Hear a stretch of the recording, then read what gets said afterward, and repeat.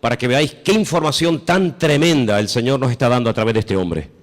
En aquel tiempo se levantará Miguel, el gran príncipe, que está de parte de los hijos de tu pueblo.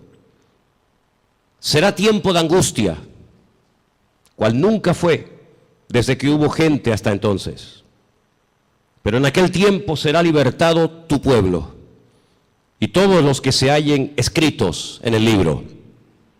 Muchos de los que duermen en el polvo de la tierra serán despertados, unos para vida eterna y otros para vergüenza y confusión perpetua.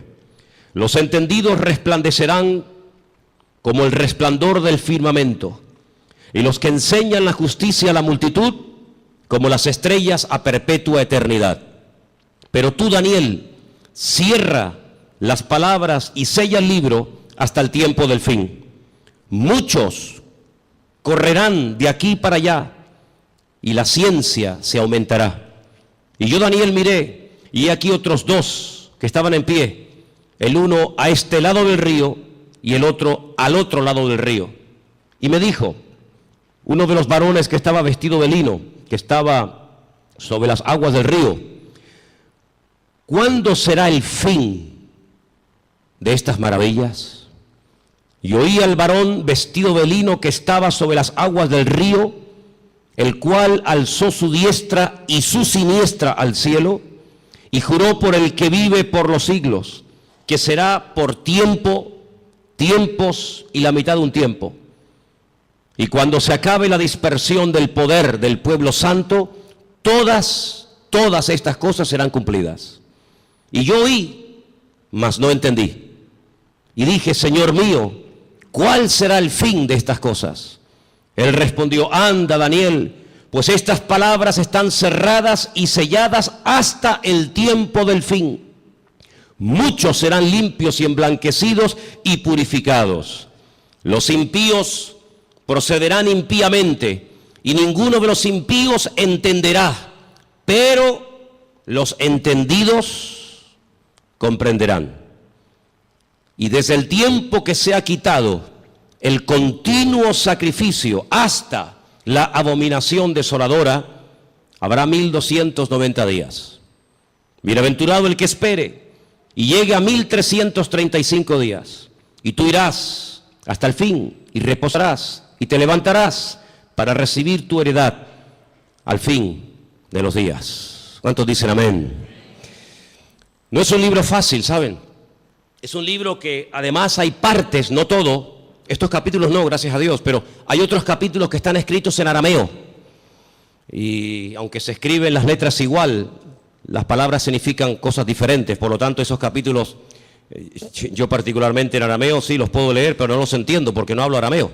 Pero estos capítulos 10, 11 y 12 están escritos en hebreo y son muy interesantes porque hay expresiones, hay hebraísmos, hay palabras que tienen una profundidad, un sentido mucho más profundo que lo que a priori se puede entender, se puede ver, ¿no?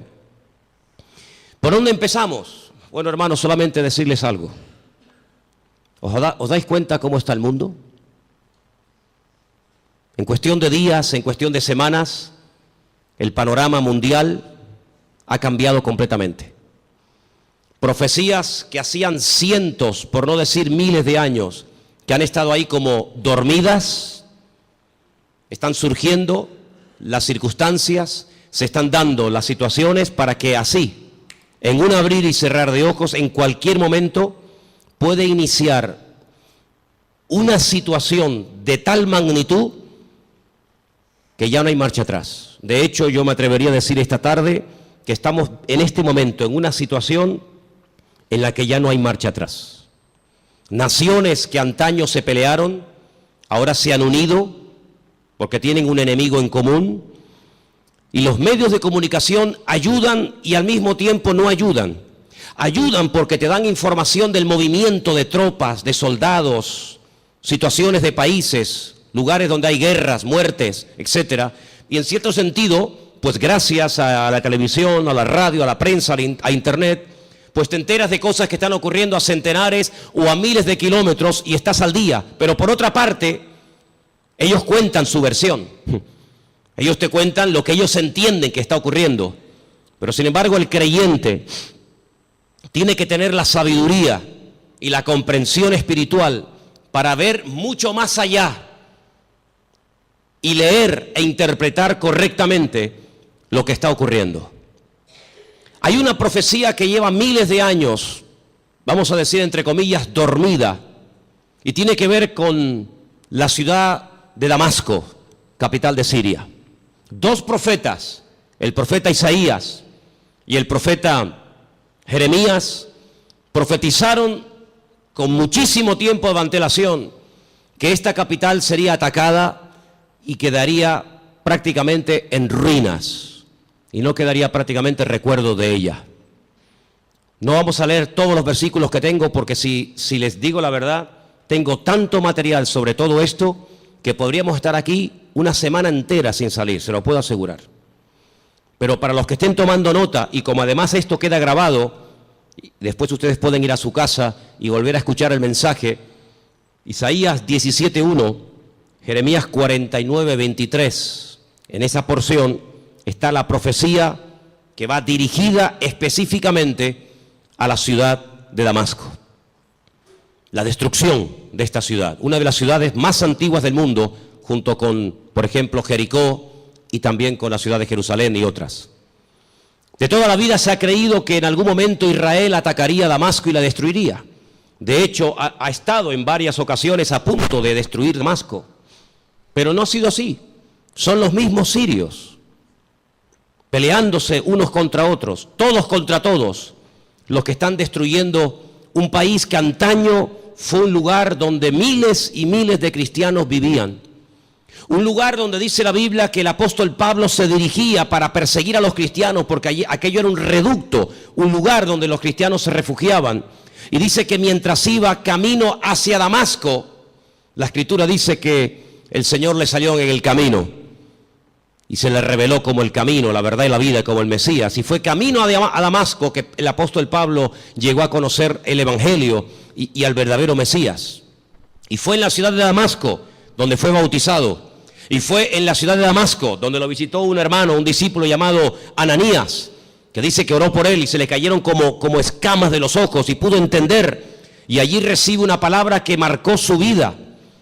Allí recibe una palabra profética y le dice: mira, el Señor se te ha aparecido en el camino, se te ha revelado, te está liberando. Yo en estos días he estado hablando acerca de varios tipos de ataduras, ataduras espirituales, ataduras físicas, ataduras mentales. El Señor dice: yo te he desatado, yo te rompo toda ligadura de prejuicios, de cultura, de religión, de rechazo a otras naciones, y te libero de tu pueblo y te envío lejos a los gentiles para que le abras los ojos y para que entiendan lo que tú ya has entendido. Pero también le profetiza los sufrimientos y las torturas y el camino arduo por donde tendrá que pasar hasta llegar a la meta, hasta llegar a la presencia del Señor, ¿verdad? Y estamos viendo cómo en Siria ya sinceramente todas las cifras se quedan cortas, porque ¿quién realmente sabe cuánta gente ha muerto, cuántos están muriendo, cuántos van a terminar de morir en el país de Siria, un país que está en el norte de Israel, que lo separa, digamos, esa frontera natural llamada los Altos del Golán, esa especie de balcón donde allí se encuentra el famoso Monte Hermón, ¿verdad?, del cual habla el Salmo 133, ¿verdad? Mirad cuán bueno y cuán delicioso es los hermanos juntos en armonía, y ahí habla de ese hermoso monte. Bueno, pues en ese país están peleando, como dije, todos contra todos. Ahora, para entender un poco lo que está ocurriendo, hay una serie de palabras que prácticamente a diario se escuchan en la televisión y muchas veces la gente no sabe de lo que se está hablando. El mundo del Islam está dividido fundamentalmente en dos grandes fracciones. Hay algunos grupitos de los cuales no vamos a hablar, pero el mundo del Islam está dividido en dos grandes partes. Casi con más de un 80% están los suníes y con un 13% están los chiíes. Y de esto oímos hablar mucho a diario, ¿verdad? Los suníes, los chiíes. Y aunque hay países donde están todos juntos, pero hay después otros países que son mayoría suníes o mayoría chiíes. Por ejemplo, los países donde son mayoría los suníes con más del 80% es Arabia Saudita, donde se encuentra la Meca, Kuwait, los Emiratos Árabes, Jordania, Egipto, Pakistán, Afganistán, Yemen y otros más. Los países con mayoría chií, Irán, Persia, como lo llama la Biblia a la cabeza, parte de Irán, Líbano, decir Siria, pues es un poco complicado, porque en Siria están ahí todos contra todos, Azerbaiyán, Bahrein. Cada uno de estos grupos, todos creen en el profeta Mahoma, todos leen el mismo libro, el Corán, pero hay grandes diferencias entre unos y otros.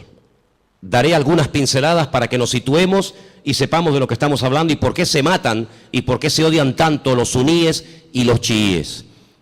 En cada uno de estos bandos, por decirlo de alguna manera, o de estas fracciones, hay diferentes grupos armados que pelean contra los otros. Por ejemplo, el grupo terrorista más famoso de los chiíes es sin lugar a dudas Hezbollah, que son los que están ahí en el norte, en los altos del Golán, y que en algunas ocasiones han atacado a Israel, e Israel también les ha atacado.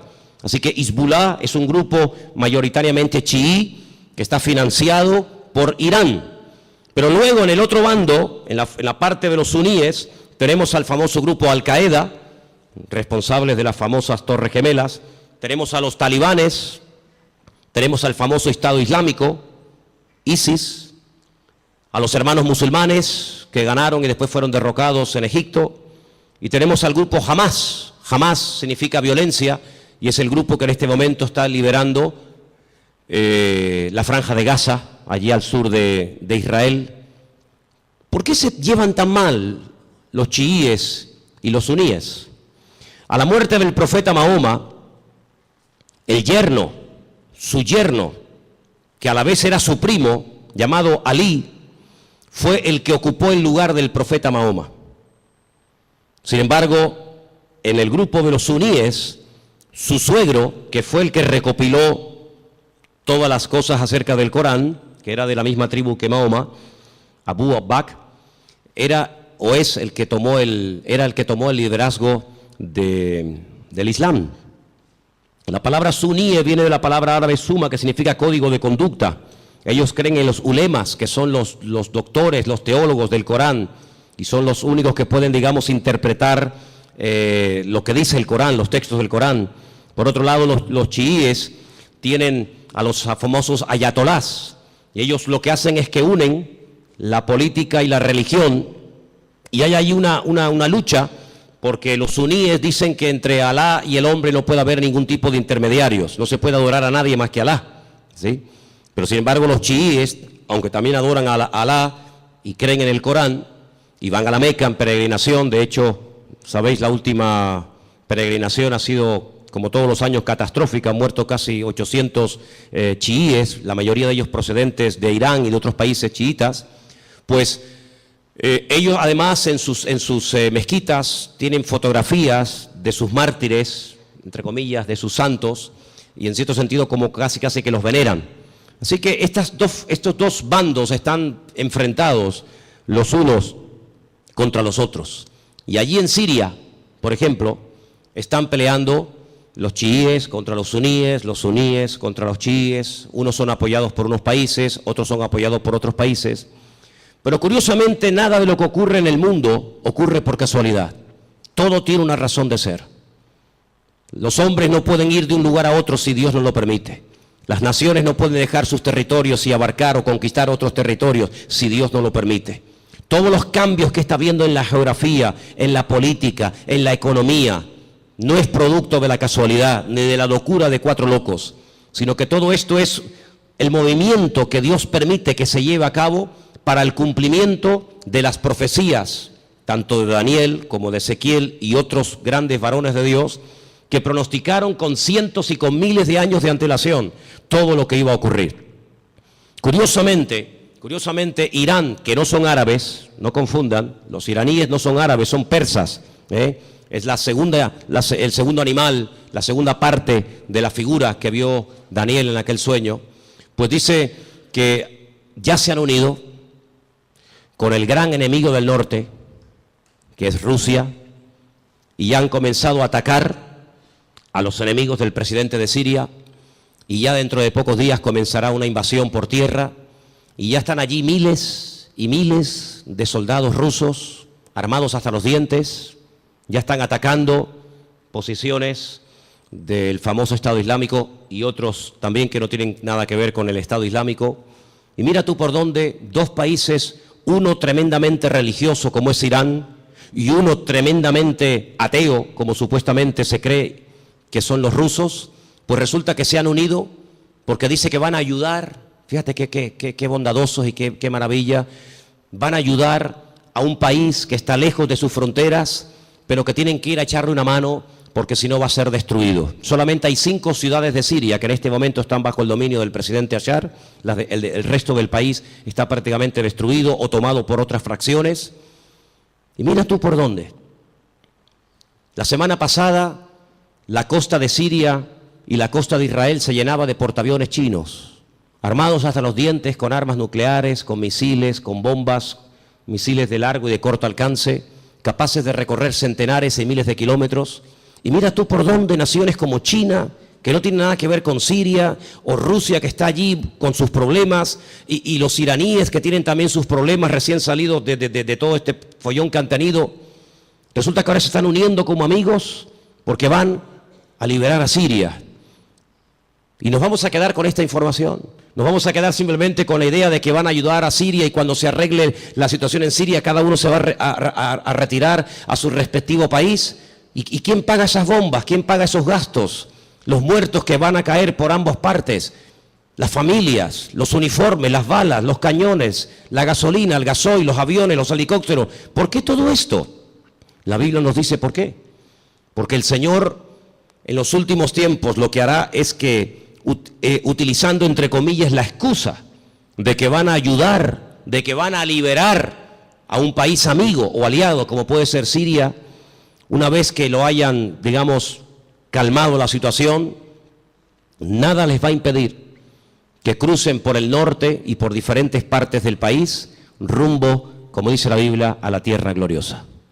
Porque detrás de todo esto no está simplemente cuestiones políticas o económicas, sino fundamentalmente hay una razón: destruir a Dios y destruir al pueblo de Dios. Israel sabe perfectamente que se encuentra en una especie de callejón, no digo sin salida, porque Israel siempre tendrá salida, y la salida no es mirando a Estados Unidos, la salida no es mirando hacia Europa, sino que, como dice la Escritura, Israel en los últimos tiempos se verá totalmente sola y abandonada, como aquella pobre viuda que se fue cargada o se fue contenta con sus hijos, incluso haciendo honor a su nombre, complacida, y viene del extranjero derrotada y solitaria, sin hijos y sin marido, llamada Noemí, y tiene la pobre Ruth que atenderla en los últimos años de su vida. La Biblia nos enseña que estos últimos tiempos recibe un nombre que nos revela, porque los nombres son muy importantes en la Biblia. Yo siempre he dicho que hay una genética, ¿verdad?, que todos llevamos por dentro, que es hereditaria, pero luego, según la Biblia, el nombre tiene un poder espiritual, una influencia tremenda en las personas, es una especie de código genético espiritual, ¿verdad? Y esta mujer, cuando viene de Jordania, de Moab, dice que ya no se siente complacida y por lo tanto ya no quiere usar más su nombre, sino que le dice a la gente que le llamen Mará, que significa amargada o entristecida, ¿verdad? Y es interesante ver cómo estamos viendo el inicio de lo que la Biblia habla clarísimamente que va a ser una tercera guerra mundial sin precedentes en la historia. De todas las guerras que Israel ha tenido, que han sido ya 7, de todas ha salido más que vencedora. Le han atacado por todas partes, de noche, de día, en plenos días de fiesta importantes, por todas partes. De todas y cada una de las guerras que Israel ha tenido hasta el día de hoy, de todas ha salido victorioso. De esta guerra que está a punto de producirse en cuestión de días, semanas o meses, la única forma de salir con vida es que venga el Mesías en persona y les ayude. Esta guerra es una guerra que jamás se ha visto. Hemos leído en esta tarde en el capítulo 12 de Daniel que hay una especie de protección sobrenatural tipificada o representada en un soldado espiritual, en un arcángel llamado Miguel, que aparece en varias ocasiones en distintas partes de la Biblia. Solamente hay 2 ángeles en la Biblia, solamente 2 ángeles en la Biblia, que la Biblia nos revela su nombre, Gabriel y Miguel.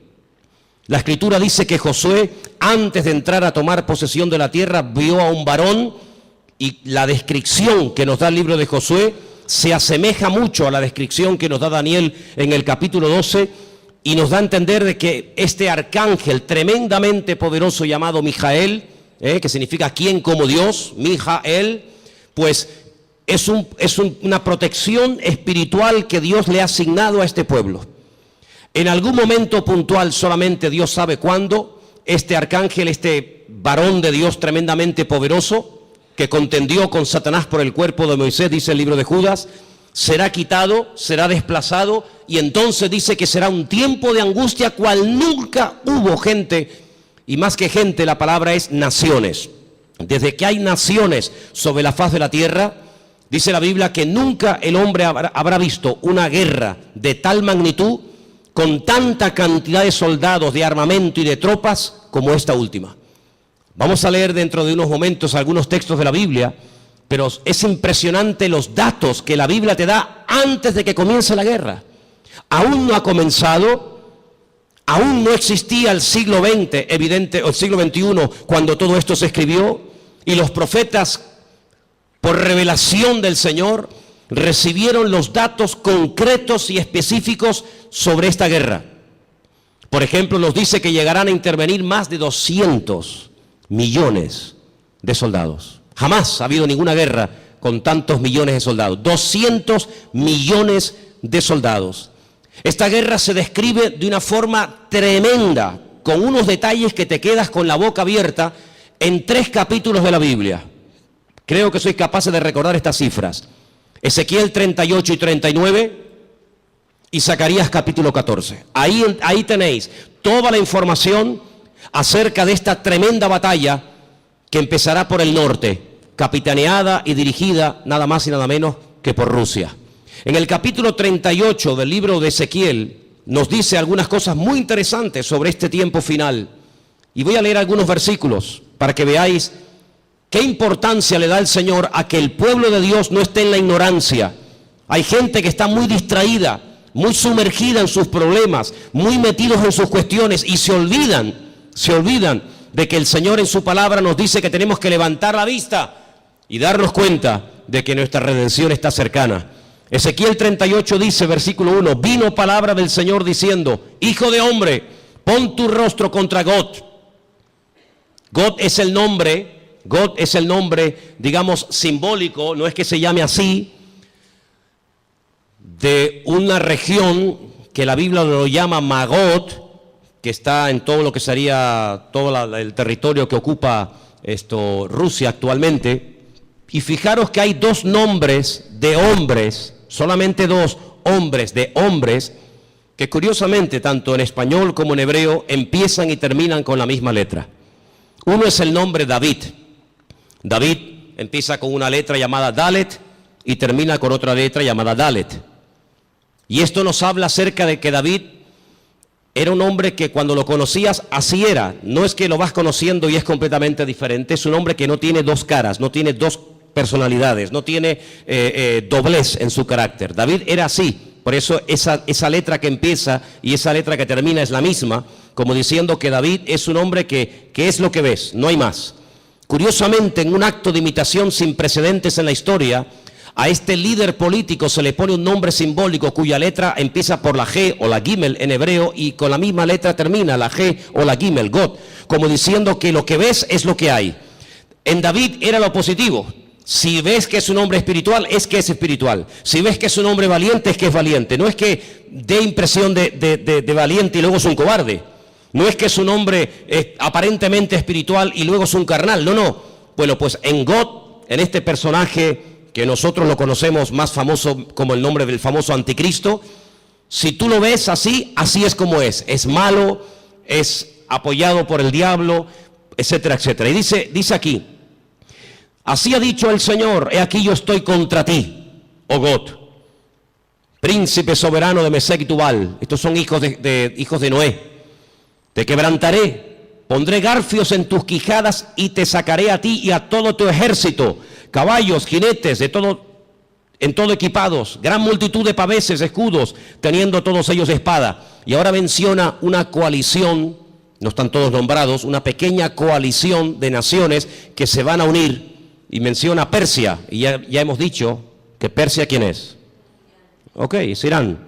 Cus, tenemos Etiopía, tenemos Libia, con otros nombres, todos ellos con escudo, con yelmo, Gomer, sus tropas, la casa de Togarma, los confines del norte, sus tropas. Prepárate, apercíbete tú y toda tu multitud que se ha reunido a ti, y sé tú su guardia. Pero si leemos un poquito más adelante, versículo 15, vendrás de tu lugar de las regiones del norte, y tú y muchos pueblos contigo.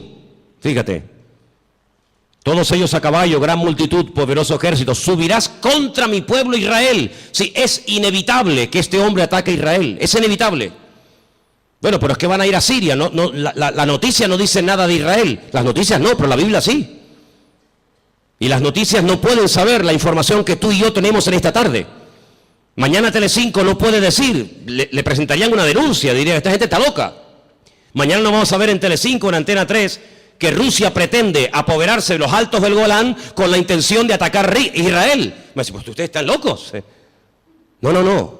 Las noticias no te lo van a decir, te lo estoy diciendo yo, te lo está diciendo el Señor a través de mi boca. Subirás contra mi pueblo Israel como nublado para cubrir la tierra, y será al cabo de los días, al final de los tiempos, en estos tiempos. ¿Y qué dice aquí? Y te traeré sobre mi tierra. No es que a Putin se le ocurre la genial idea de decir, bueno, vamos a Siria, y ya que estamos a un tiro de piedra, saltamos los altos del Golán, y desde los altos del Golán vemos todo Israel abajo y la machacamos. Total, que son 300 kilómetros de largo para un imperio, para una potencia militar como Rusia, que con una bomba hace así y borra de la faz de la tierra a 10 millones de personas, porque eso es lo que puede tener Israel en este momento, si es que llega ahora mismo a 10 millones de personas viviendo allí. ¿Qué puede impedir?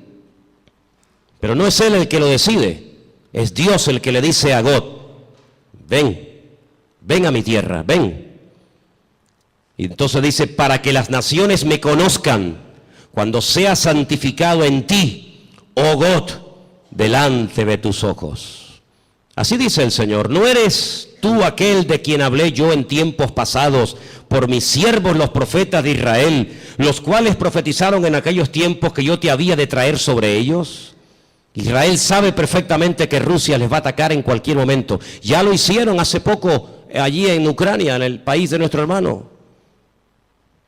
No se cortan un pelo, no tienen ningún problema, tienen afán de expansión, quieren recuperar lo perdido e incluso lo que nunca fue de ellos.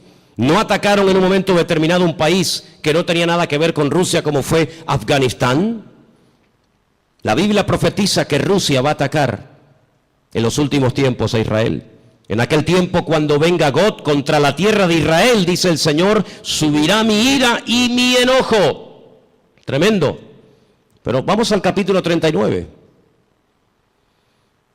He aquí yo estoy contra ti, oh God, príncipe soberano de Mesed y Tubal. Te quebrantaré y te conduciré y te haré subir de las partes del norte y te traeré sobre los montes de Israel. Otra vez. Te sacaré tu arco de tu mano izquierda y te derribaré tus saetas en tu mano. Sobre los montes de Israel, ahora viene la palabra tremenda. Sí, es verdad, Rusia atacará a Israel, pero sobre los montes de Israel caerás tú y todas tus tropas, y los pueblos que fueron contigo, y aves de rapiña de toda especie, las fieras del campo, te las he dado por comida. Sobre la faz del campo caerás, porque yo he hablado, dice el Señor. Impresionante, ¿eh? Enviaré fuego sobre Magot, sobre los que moran con seguridad en las costas, y sabrán que yo soy el Señor. Y haré notorio mi santo nombre en medio de mi pueblo Israel, y nunca más dejaré profanar mi santo nombre. Y sabrán las naciones que yo soy el Eterno, el Santo de Israel. He aquí viene y se cumplirá, dice el Señor, este es el día en el cual yo he hablado. Los moradores de la ciudad de Israel saldrán y encenderán y quemarán armas, escudos, paveses, arcos, saetas, dardos de mano y de lanzas, y los quemarán en el fuego por 7 años. Durante 7 años tendrán combustible, tendrán armamento de todo lo que abandonaron estas tropas tremendas. No traerán leña del campo ni cortarán de los árboles, sino quemarán las armas en el fuego y despojarán a sus despojadores y robarán a los que les robaron, dice el Señor. En aquel tiempo, qué tremendo, en aquel tiempo yo daré a Gog lugar para sepultura allí en Israel. Allí va a ser enterrado este personaje que lo llamamos el anticristo, que Ezequiel lo llama Gog. Allí va a ser enterrado, y después le voy a decir cómo el Señor es tan misericordioso que permite que el anticristo o Gog, ¿por qué el Señor permite a un personaje tan ruin y tan malo que sea enterrado en Israel y no despedazado, comido por las fieras? Vais a ver qué misericordioso es el Señor. En aquel tiempo yo daré a Gog lugar para sepultura allí en Israel, en el valle de los que pasan al oriente del mar, obstruirá el paso a los transeúntes, pues allí enterrarán a Gog y a toda su multitud, y lo llamarán el valle de Hamón Gog, que significa la multitud de Gog. La casa de Israel los estará enterrando por 7 meses. ¡Qué matanza, hermanos! 7 meses enterrando cadáveres. Impresionante, ¿eh? Versículo 13. Los enterrará todo el pueblo de la tierra, y será para ellos célebre el día en el que yo sea glorificado, dice el Señor. Tomarán hombres a jornal que vayan por el país con los que viajen para enterrar a los que queden sobre la faz de la tierra, a fin de limpiarla, y al cabo de 7 meses harán el reconocimiento. Pasarán los que irán por el país, y el que vea los huesos de algún hombre pondrá junto a ellos una señal, hasta que los entierren los sepultureros en el valle de Hamón Gog. Versículo 21, pondré mi gloria entre las naciones, y todas las naciones verán el juicio, mi juicio que habré hecho, y mi mano sobre ellos. Es increíble, ¿no? Como el profeta Ezequiel pudo describir con una exactitud tremenda cuánto tiempo estarán enterrando cadáveres, cuántos años quemando armamento al fuego. ¿Quién es este hombre Gog?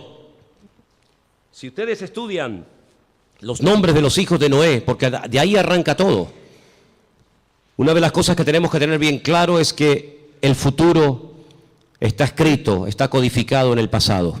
Todo está escrito en el Génesis. Y para poder comprender lo que va a pasar en el futuro, hay que saber lo que pasó en el pasado.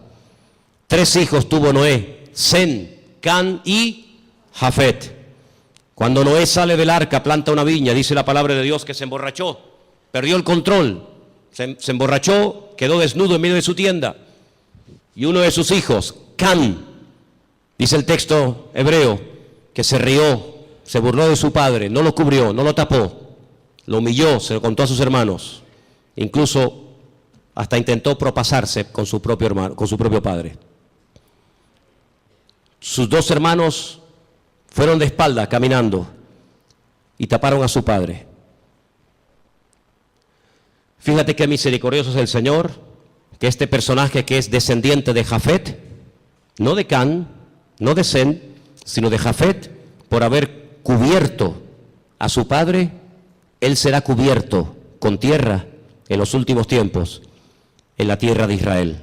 El refrán dice, midá keneged midá, lo que siembras es lo que cosechas, medida por medida. ¿Por qué esperó el pueblo de Israel por María? Al fin y al cabo era una, el resto era tanta gente, 2 millones de personas. ¿Por qué esperó todo el pueblo por María?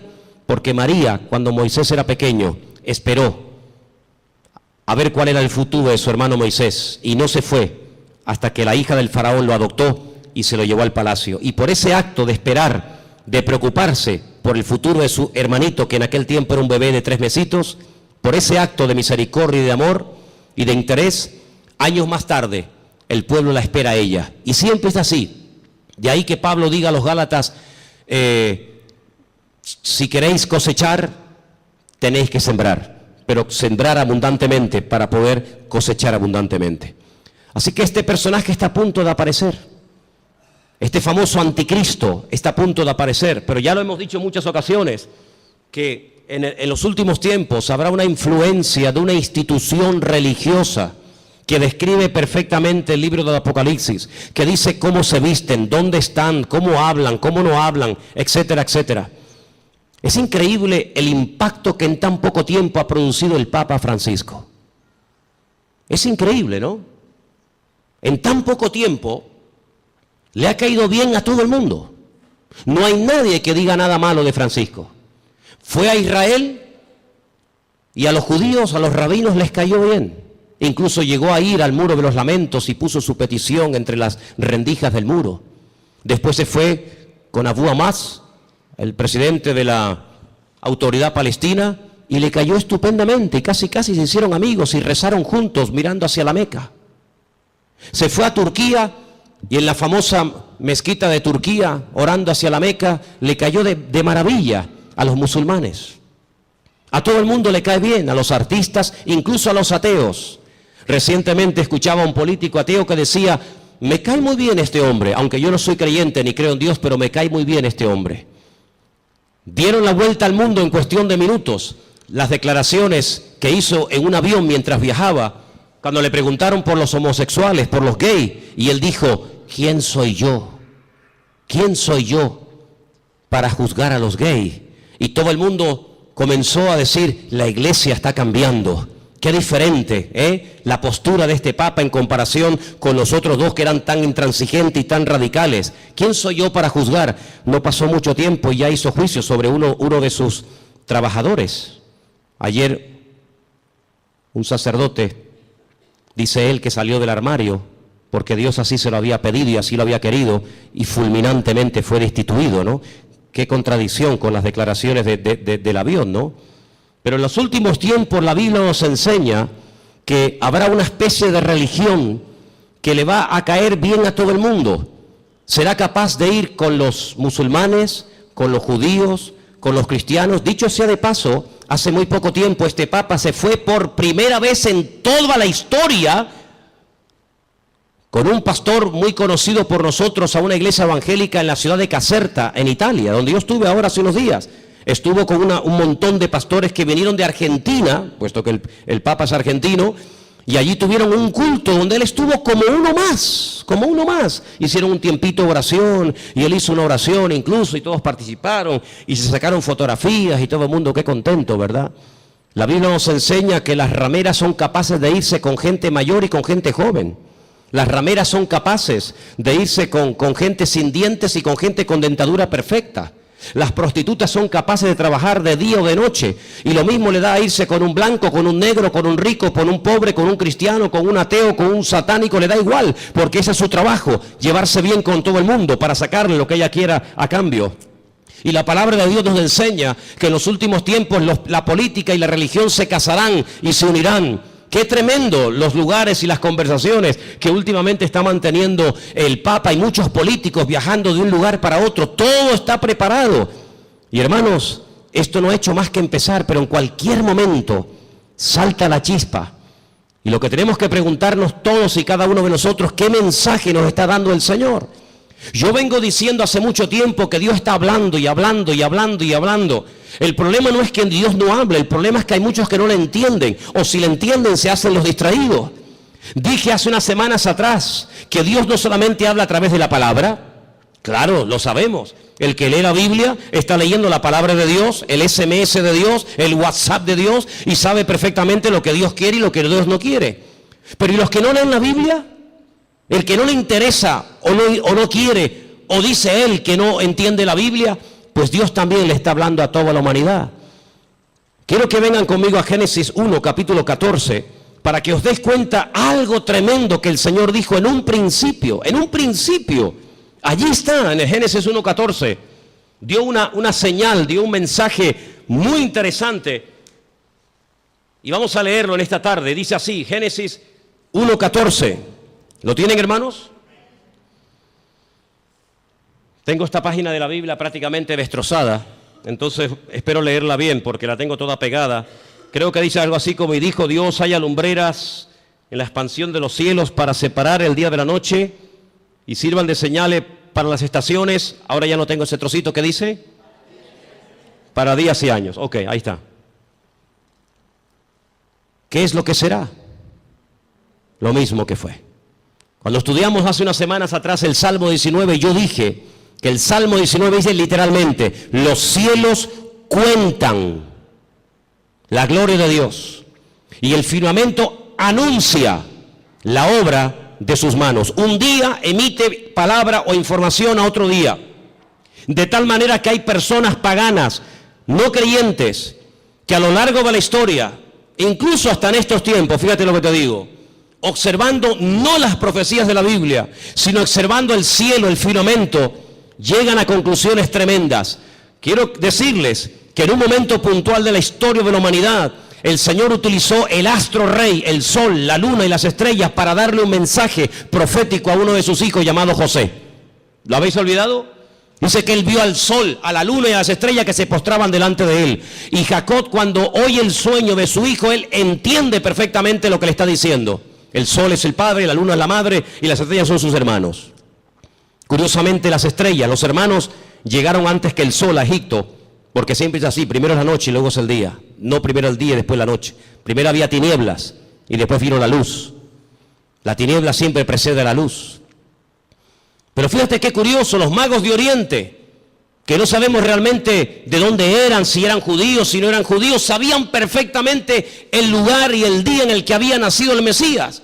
Porque interpretaron que aquellas estrellas que tenían nombre, la estrella Sadik, la estrella Jamelec, etcétera, se habían alineado y ellos sabían perfectamente que tenían que ponerse en marcha para llegar a donde, a Belén de Judea, porque allí era donde había nacido el Mesías.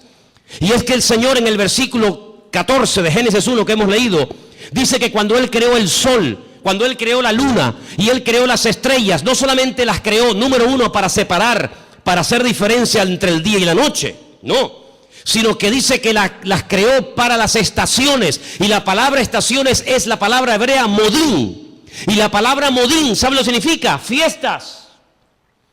Es la misma palabra que se emplea en Levítico cuando dice, recuerden las fiestas del Señor. ¿Cuándo tienen que ir? ¿Cuándo no tienen que ir? ¿Cuándo tienen que ponerse en marcha? ¿Cuándo no tienen que ponerse en marcha? En otras palabras, cuando ustedes vean los cielos, ustedes podrán discernir en qué tiempo de su relación con Dios ustedes se encuentran. Es muy importante que tú, hermano y hermana que me escuchas en esta noche, te preguntes, ¿dónde me encuentro ahora mismo en mi camino, en mi relación con Dios? ¿Estoy más cerca? ¿Estoy más lejos? ¿En qué punto me encuentro? Porque el tiempo marca la circunstancia y la circunstancia marca el tiempo. Jesús le dijo, ustedes olvídense de ver señales. Esta generación, como es una generación mala, perversa y adúltera, no se le ha permitido ver señales como a otras se les permitió. Ustedes solamente podrán ver una señal, solamente una, y la van a ver, y se llama la señal del profeta Jonás. ¿En qué consistía? Bueno, le está diciendo, así como Jonás estuvo en el vientre del pez 3 días y 3 noches, así estaré yo, el Hijo del Hombre, en el vientre de la tierra 3 días y 3 noches. Esa señal era la señal de la generación de Jesús. Pero sin embargo, Noé no esperaba esa señal. Porque ¿cuál era la señal de Noé? El diluvio. Pero ¿cuál era la señal de Salomón? La construcción del templo. Y cada generación, cada tiempo tiene una circunstancia, una señal, y cada señal identifica el tiempo. Por eso podemos saber ahora mismo en qué tiempo, en qué lugar, en qué punto del camino yo me encuentro en mi relación con Dios por lo que estoy viendo. Porque repito, la señal, la circunstancia política, social, económica, espiritual, etcétera, etcétera, marca el tiempo en el que yo estoy viviendo. Yo no puedo ver, no puedo orar para ver el nacimiento del Mesías porque Él ya nació, no es la señal de mi tiempo. Yo no puedo esperar, aunque ore, ayune 40 días, tome autoridad y reprenda y declare. Yo no puedo ver al profeta Jonás siendo vomitado en una playa para ir a predicar a los ninivitas. No, porque no es la señal de mi tiempo. Pero ¿cuáles son las señales de nuestro tiempo? Pues algunas de las que les estoy diciendo esta noche. Como Rusia, Persia, las naciones árabes, Europa y el mundo entero le darán la espalda a Israel. Y ustedes dicen, pero ¿cómo es posible que todos? Es que no hay ni uno. No hay ni uno que apoye a Israel. Dice, bueno, los americanos, ya no es como antes. Ya no es como antes. Israel se verá más sola que la una. y solamente podrá mirar en una sola dirección, hacia arriba. Al Señor tu Dios adorarás y a Él solo servirás. Era como la señal profética en el arca de Noé. El arca de Noé no eran balcones como estos cruceros hermosos que abres la ventana de tu habitación y sales a una terraza. No, el arca de Noé no tenía ventana, no tenía ojo de buey, tenía una sola ventana arriba. No podían mirar a derecha, izquierda, adelante o detrás, no. El arca de Noé no tenía timón, porque no había que dirigirla a ninguna parte, Dios la dirigía. Y si querías mirar a algo, a una dirección, si era de día o de noche, arriba, nada más que arriba. Y eso es lo que el Señor quiere que nosotros hagamos, que solamente mires arriba. ¿Y quién está arriba? El Señor Dios Todopoderoso, nuestro Señor, Rey de Reyes y Señor de Señores, no solamente a Él. Y por eso, amados hermanos, esta es la señal de nuestro tiempo. ¿Qué pinta Rusia en Siria? ¿Qué pinta Irán? Que el objetivo no es Siria. Que el objetivo no es llegar y controlar a ISIS y fulminarlo, que no, que si hubieran querido fulminar a esto ya lo hubieran hecho hace mucho tiempo. Si Rusia, si Estados Unidos quisiera arreglar el problema de Siria, de los yihadistas, ya lo hubieran hecho, no hay problema en eso. No lanzó una bomba Estados Unidos sobre una ciudad japonesa llamada Hiroshima y se cargó a más de 500.000 de personas así, y no lanzó otra sobre Nagasaki y en cuestión de segundos hizo, la borró de la faz de la tierra. Que el problema no está en que no se pueda contra ellos, sí se puede contra ellos. El tema es que cada pieza tiene que encajar en el puzzle del Señor. Y el Señor ha puesto a esta gente allí. Una cosa increíble que un musulmán dinamite una mezquita o ataque a otro musulmán, es una cosa increíble. Que le prenda fuego a un cuerpo de un hermano musulmán, es una cosa inconcebible dentro del Islam, porque el Islam no es eso. Pero con esa excusa, las potencias se están uniendo, pero no se dan cuenta de que es el Señor el que les está diciendo, vengan, vengan. Y al final dice que el Señor los llevará a un gran valle, y quiero leer y terminar con esto, porque les digo, tengo material para estar aquí un año, pero en Zacarías capítulo 14, y después la última porción la leeremos en Joel, es el Señor el que le dice a las naciones, vengan que yo les voy a juzgar en el valle de la decisión, valle de Josafat. Zacarías capítulo 14, ¿lo tienen, hermanos? ¿Sí? Dice así la palabra del Señor. He aquí el día del Señor. Viene y en medio de ti serán repartidos los despojos. Porque yo reuniré a todas las naciones para combatir contra Jerusalén. Es el Señor el que permite que vayan a hacer guerra contra Jerusalén. No es una mente loca o sádica o fanática. Es el Señor. La ciudad será tomada, las casas serán saqueadas y violadas las mujeres. La mitad de la ciudad irá en cautiverio, mas el resto del pueblo no será cortado de la ciudad. Después saldrá el Señor y peleará con aquellas naciones como peleó en el día de la batalla. Se afirmarán sus pies en aquel día sobre el monte de los olivos, que está enfrente de Jerusalén al oriente.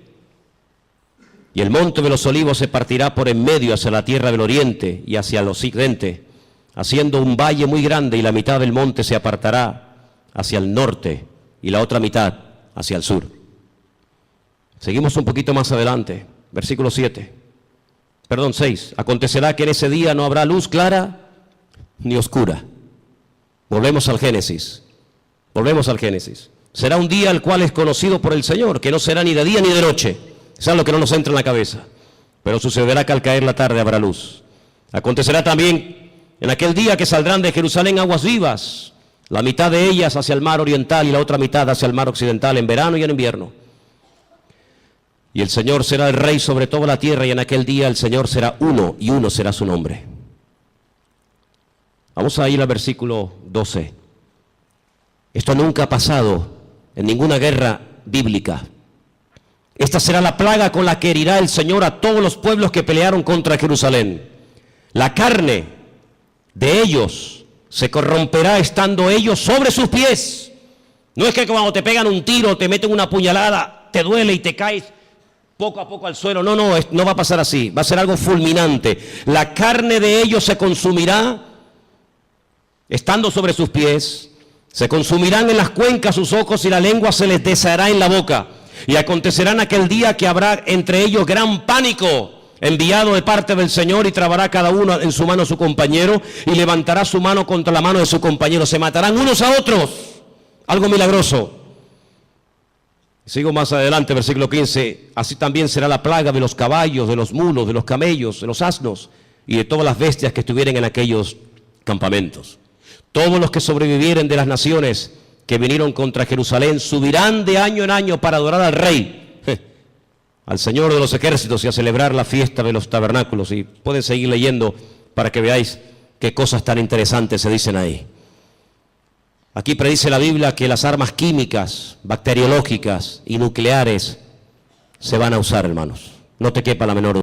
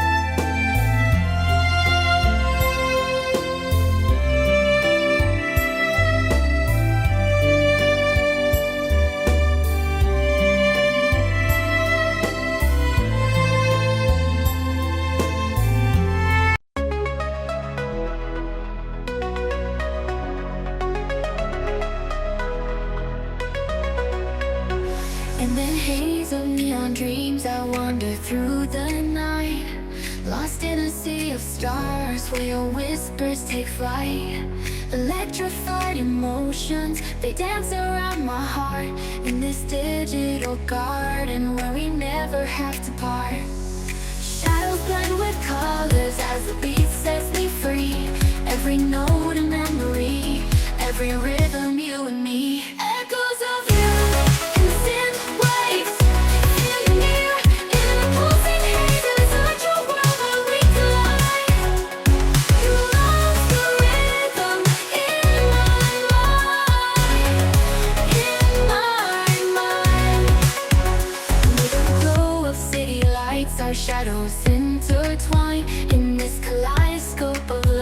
the past and future align. With every step I take, I feel your presence strong. And this digital symphony where our hearts belong. Shadows blend with colors as the beat sets me free. Every note a memory, every rhythm you and me. Echoes of you in synth waves, feel you near in the pulsing haze. Inside your world where we collide. You are the rhythm in my mind, in my mind. And in silence between the beats I find your voice. In the flicker of the lights I see your choice. Together in this dream we'll never fade. In the echoes of our love we'll always stay. Echoes of